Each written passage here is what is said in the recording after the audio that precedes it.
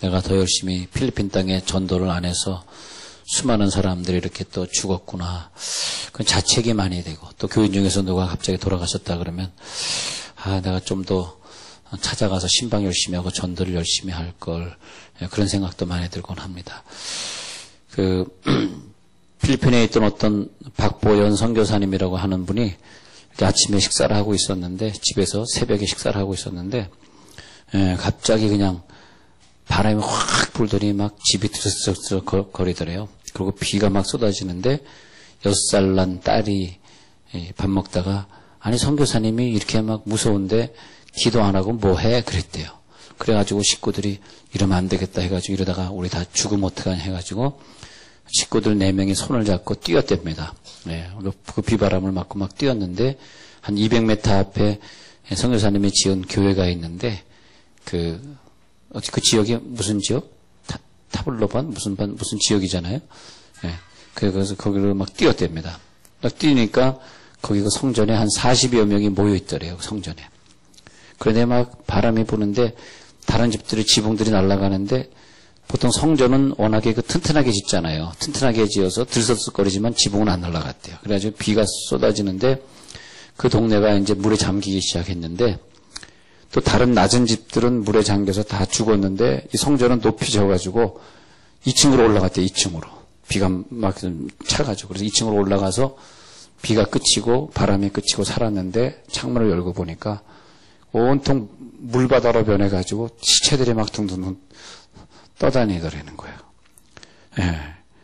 그래서 참 우리가 똑같은 지역이지만 선교사로 부름을 받아서 성전을 지어놓고, 그 선교하다 보니까 하나님이 아직도 사명이 있어서 또 이렇게 위기를 모면해 주셨구나, 그런 생각을 해봤습니다. 왜냐하니까 그 필리핀 그 지역의 이 선교사님들은 간지 한 8년 됐는데, 놀러 간 것이 아니라 거기서 8년 동안 머물면서 제자 삼는 사역을 했잖아요. 그 영혼들을 구원시키려고 하는 사역을 했기 때문에, 또 그 어린 딸의 입술을 통해서 빨리 교회로 도망갈 수 있었고, 또 교회로 피신을 했기 때문에 온 가족이 한 명도 안 죽고 가족이 다 살아날 수 있었고 하는 그런 축복을 받게 된 거죠. 그래서 보면은 우리가 어떤 사명으로 내가 여기를 지나가고 있는 것인가, 항상 저렇게 생각해요. 내 사명은 대체 무엇일까? 내게 주어진 짧은 인생 동안 나는 어떤 사명으로 살아가야 될 것인가. 근데 각자 사람마다 다 자기의 사명이 있어요. 다 자기. 그래서 자기의 환경을 바라보면 내가 사명이 어떤 것인가. 그 사명을 생각하면 딴 거 생각할 겨를이 없어요. 인생이 너무 짧아요. 그 사명을 다 감당하고 가려고 그러면 너무 짧습니다. 어떤 사람은 고아로 태어나가지고 자기가 왜 고아로 태어났는가, 부모를 원망하고 삽니다. 근데 그러기에는 인생이 너무 짧아요. 빨리 자기가 고아원으로 돌아가야 돼. 그래서 자기처럼 태어난 사람들을 껴안아주고 그들을 안고 울고 그들을 구원해주는 사명을 감당하는 거예요. 고아로 태어난 것이 절대 저주스러운 것도 아니고, 고아로 태어난 것의 운명을 우리가 바꿀 수가 없어요. 그러나 왜 하나님이 나를 고아로 태어나게 했는가 생각하면 거기 선교적 사명이 일어나고, 나를 부르신 그 현장을 찾게 돼. 소명이라고 그러죠. 소명. 나를 부르셨다. 누가 저 고아들을 찾아가서 같이 울면서 기도해 줄 것인가.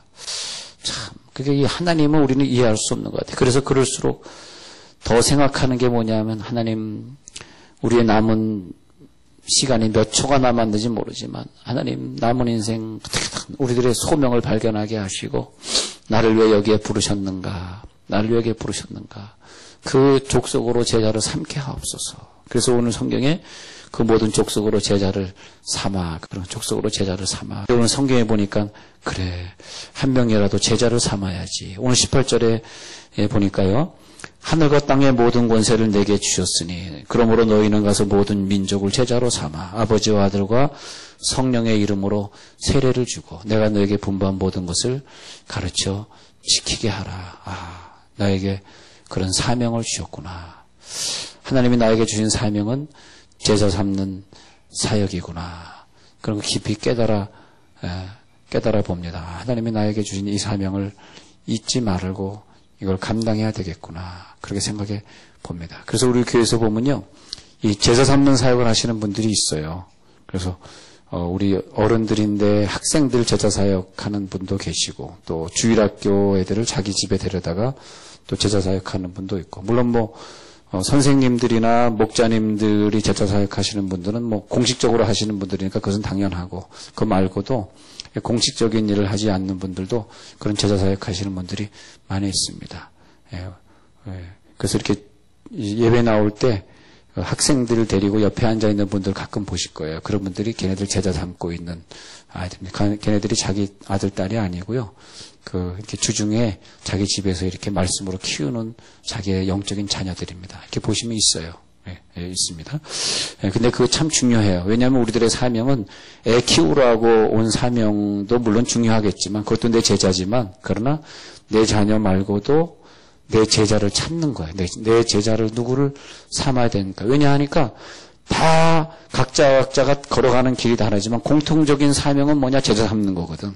직장에서 제자 삼고 집에서 제자 삼고 하여튼 남편은 자기 아내를 제자 삼고 그래서 우리는 어떻게든 이 제자로 삼아를 어떻게 번역했는가? 헬라어에 보니까 마세 튜사테 그것이 뭐냐면 누구누구의 가르침을 따르다라는 동사에서 마테티오에서 왔습니다. 그러니까 누구누구의 가르침을 따르다. 제자를 삼는 사람은 누구냐? 제자는 누구냐? 자, 한번 정리해 봅시다. 제자는 누구냐 했더니 제자는 자기 선생의 명령을 철저히 따른 사람이 제자입니다. 그래서 하늘과 땅의 모든 권세를 내게 주셨으니 이런 말이 오늘 이어지는 거예요. 그러니까 하늘과 땅의 모든 권세를 주셨으니 이 말이 왜 나오냐 하면 하나님이 먼저 그 사람에게 권세를 줘야 돼요. 말하자면 제자를 삼는 사람들이 이 구약시대, 신약시대에도 굉장히 많았어요. 그러나 우리들이 이 땅에 많은 사람이 살듯이 그 당시에도 수많은 사람들이 살았는데 그 사람들을 하나님이 다 쓰신 것은 분명히 아닙니다. 그죠? 다 쓰실 수는 없어요. 근데 누구가 진짜 제자 삼는 사람일까 했더니 선생이 가르친 것을 그대로 자기 제자들에게 전수할 수 있는 사람. 이 부분이 그냥 지나간 말이지만 내가 볼 때 상당히 중요한 말인데 다시 말하면 이 제자 사역은 잘 배운 사람. 그래서 스승에게 잘 배워서 동시에 그 배운 걸 잘 가르칠 수 있는 사람. 제자로 만드는 사람이 누구냐? 열심히 배운 사람이에요. 근데 뭘 배웠냐? 스승이 가르치는 것을 동시에 자기가 배우고 동시에 똑같이 가르칠 수 있는 충분한 자질을 가지고 있는 자라는 뜻으로 히브리어는 제자. 히브리어로 제자는 탈미드. 헬라어로는 제자를 삼아. 헬라어로는 마세 튜사테. 그러니까 마세 할 때 이제, 우리나라 말에는 없는 건데, 세타라고 하는 단어가 나오잖아요. 그래서, 우리가 이제 히브리어를 읽으시는 분들은 마세 할 때, 이렇게 세타가 나와요, 세타. 그래서, 마세. 이거는 에 발음이고, 이거는 세타 발음. 근데, 마세 튜사테 할 때, 이것은 이제, 제자란 말인데, 제자를 삼아, 그렇게 되겠습니다. 제자를 삼아. 그래서 제자를 삼아. 근데, 이 히브리어로 탈미드라고 하는 말은, 배우다, 가르치다, 그리고 중요한 말, 본받다, 그런 뜻이죠. 제자는 누구냐? 먼저 잘 본받은 사람이다. 여러분들이 여러분들을 가르치는 예수님의 그 가르침을 잘 먼저 본받은 사람을 하나님이 보시고 훌륭한 또 스승으로 만들어주신다. 그렇겠죠. 여러분, 스승이 가르쳐 준 것을 잘 깨달아서 잘 전수한 사람들이 많으면 많을수록 세상의 과학이나 의학이나 지식이나 신학이나 이런 것은 발전되어 가는 것인데 스승만큼 훌륭하게 살지 못하는 사람들이 많으면 많을수록 그 나라는 종교가 없어져 가는 거겠죠. 그죠? 스승은 훌륭하게 가르쳤는데 예를 들어서 어떤 신부는 훌륭한 삶을 김수환 추기경은 훌륭한 삶을 살다 가셨는데 그 제자들이 타락했다. 그러면 천주교가 존재할 수 없는 거겠죠. 그런 것처럼 기독교도 마찬가지죠. 어떤 목사님이 훌륭했는데 저 목사님보다 그 제자들이 더 예수님을 더 그리스도를 본받아 더 열심히 본받고 그래서 제자를 어떻게 생각하냐면 제자는 선생과 같다. 선생의 모습이 제자다. 그렇게 보게 됐어요. 그래서 성경상에 나타났던 제자라고 예수님 말할 때 너희는 제자가 되어라, 제자를 삼아라 할 때는 뭐냐면 하늘과 땅의 모든 권세를 나에게 주셨는데 이 스승에게 주신 권세를 너희도 받아서 그런 얘기를 너희도 받아서 내가 너희를 제자 삼았듯이 너희도 이 하늘과 땅의 권세를 가지고 모든 민족으로 제자를 삼아. 모든 민족이니까 학교 다니는 사람 내 친구를 제자로 삼아야 되고 직장에 다니는 사람은 직장에 또 어떤 그 단체에 가시는 분은 일부러 그 단체에 더 들어가 가지고 어떻게든 한 사람이라도 더 내 제자를 삼으라는 거예요. 이것은 사람이 걸어가는 길은 다 다른 길을 걸어가지만 한 가지 공통적인 이 사명은 제자를 삼는 거라는 거죠. 그래서 제자를 삼아 히브리어로 탈미드를 보면은 본받아 선생을 본받는 사람, 즉 배우기도 잘 배워서 동시에 가르치기도 잘한 사람. 제자를 삼아라는 뜻의 첫 번째 무슨 뜻이 있는가 한번 보겠습니다. 첫 번째 이 사람은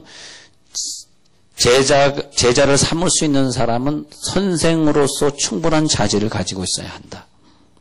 선생으로서의 충분한 자질. 그것이 뭐냐 하면 많은 사람들로부터 받아들여질 수 있는 사람. 우리 다윗을 공부할 때 다윗이 먼저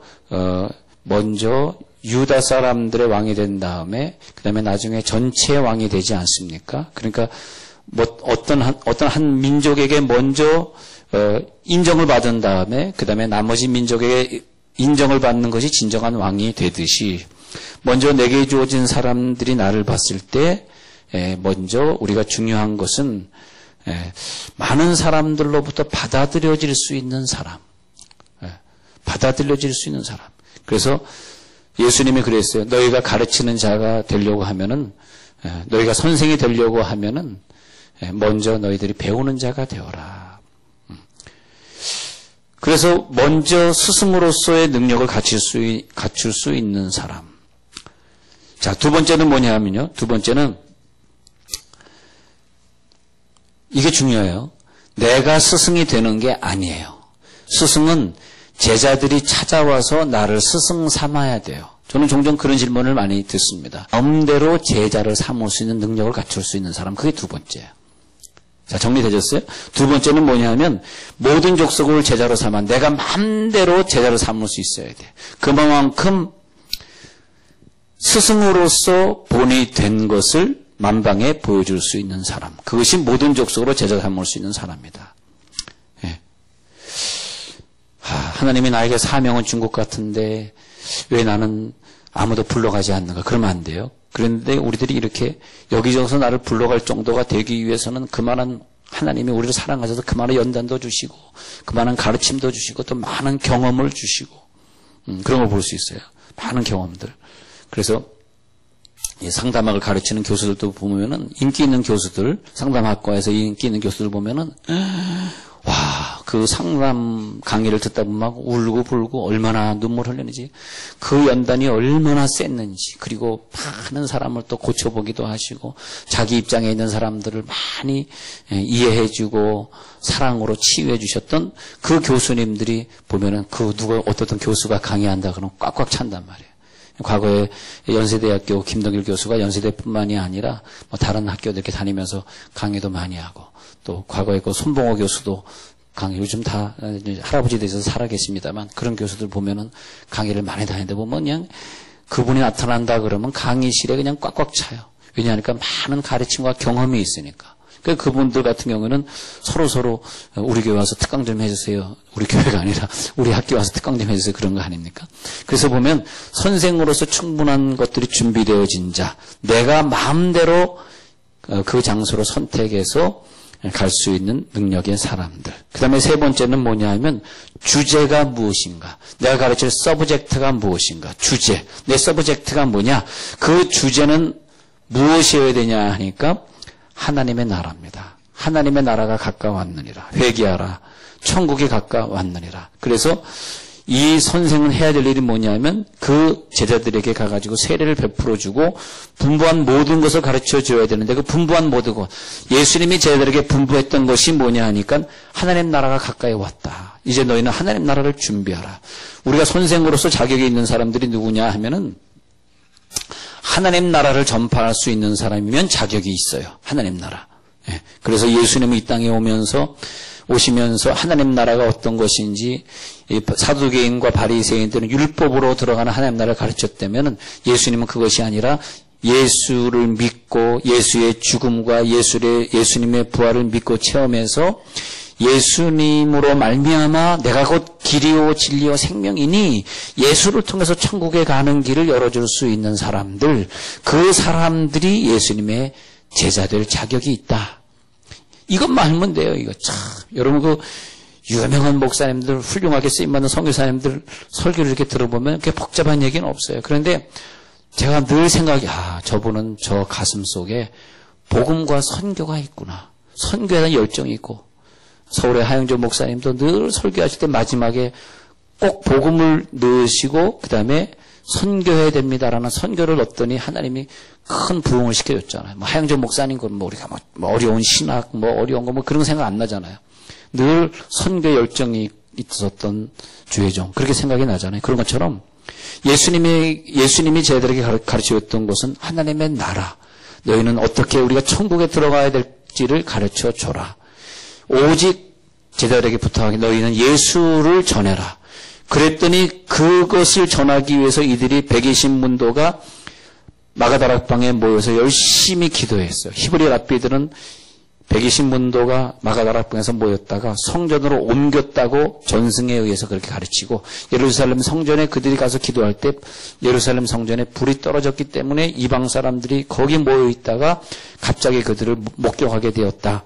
구석에 마가다락방에 있는데 어떻게 이방 사람들이 바뀌었느냐. 이것을 히브리 랍비들은 불 떨어진 모여서 기도하다가 그 다음에 성전에 가서 기도했는데 성전에서 불 떨어졌다. 그렇게 믿고 있습니다. 하여튼 어디에 떨어졌더니 성령에 불이 떨어졌는데 그 불이 떨어졌는데 왜 떨어졌느냐 했더니 저들 속에 성령의 불이 들어가서 제자로서의 사명을 감당할 수 있도록. 그러니까 예수님이 자기의 삶을 살아가면서 저희들에게 보여줬던 그 삶을 똑같이 살아갈 수 있게 되는데 내가 사는 것이 아니요 내 속에 계신 예수 그리스도께서 사는 것이라는데 내가 스스로 살고 내가 스스로 복음 전하려고 하니까 우리 속에 성령의 불로 들어오셔서 뜨거운 복음을 가지고 오순절날 들어온 그 뜨거운 성령의 충만함을 입어서 그래서 세상에 나가서 그 복음을 증거하게끔 이제는 내가 그 복음을 전달하는 것이 아니라 여러분 생각할 때 목사님 말씀 듣긴 알겠는데 그렇게 차이가 쉬울까요? 제자를 삼기 쉬울까요? 내가 하기가 어려우니까 성령이 오늘 여러분들이 뜨겁게 하실 줄 믿습니다. 성령이 나를 뜨겁게 하니까 내가 못하는데 막 하게 하시는 거죠. 네. 근데 여러분 이 초대교회 때 제자 사역을 한다는 것은 생명의 위협을 느끼고 그리고 생활의 어려움을 각오해야 돼요. 생활이 어려워질 것이고 자기네 유대교회에서 축출당할 것이고 그리고 이방 교도들이나 또 그 당시에 기독교를 전하지 못하게 하는 그 로마 사람들에 의해서 사형을 당할 것이고 결국 그래서 사형 많이 당해서 순교하지 않습니까? 스데반처럼. 그러니까 그런 그 생명의 위협을 느끼기 때문에 난 도저히 이 일을 할 수 없어요. 그러는데 어떻게 이들이 감당했냐 하니까 야 너희는 가서 제자를 삼아라. 아버지와 아들과 성령 이름으로 세례를 주라. 내가 너에게 분부하니 하나님 나라의 모든 것을 가르쳐 지키게 하라. 이렇게 말씀하셨는데 이것이 실제로 이루어지지 않았기 때문에 이 성에 유하라. 성령이 너희들에게 임할 때까지 조금만 더 기다리라 해놓고선 마가다락방에서 성령의 불을 받아가지고 성령의 충만함을 입은 다음에 120문도 한 명도 빼놓지 않고 인도는 도마로 또 어떤 사람은 저 유럽으로 또 어떤 사람은 또 유대 땅에서 말이죠. 또 베드로 같은 경우는 고넬료에게 또 빌립 같은 사람은 또 사마리아 땅에 막 가가지고 복음을 확 전하게 된 것을 믿으시기 바랍니다. 나로 하여금 예수님이 이제 나타나시고 나로 하여금 예수님의 그 복음이 증거되게 하시고 여러분 나를 부르신 현장을 오늘 기억하시기 바랍니다. 나를 학생으로 불렀나? 나를 누구에게 불렀나? 내가 일주일 내내 자주 만나는 사람은 누구인가? 매일 얼굴 보는 내 직장의 동료는 왜 만나게 했을까? 우리는 제자일 뿐입니다. 우리들의 본업은 제자예요. 제자. 왜 성경에 말했지? 너는 제자야. 그렇기 때문에 너는 다른 사람을 또 제자 삼아야 돼. 본업으로 돌아가는 사람. 나는 여러분들이 본업으로 돌아가실 때 수많은 여러분들의 제자들이 학생들이 어린아이들이 춤을 추면서 구원의 반열 천국으로 들어가는 것이 환상으로 보입니다. 꼭 훌륭한 제자를 많이 삼으시길 간절히 축원합니다. 하나님